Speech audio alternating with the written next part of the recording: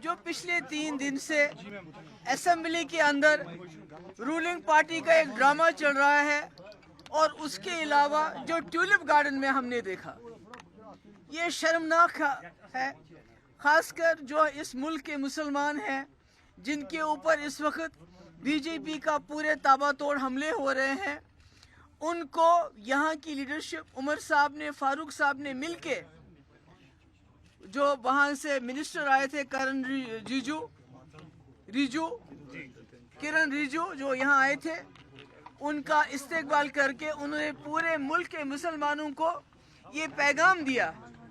कि जो आपके साथ इस वक्त पार्लियामेंट के अंदर हुआ, जो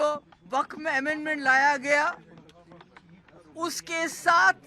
यहाँ की सरकार है, उसके खिलाफ नहीं है। जिससे मैं समझती हूँ हमारे मुल्क के जो मुसलमान हैं, उनकी हिम्मत ऑलरेडी जो टूट चुकी है,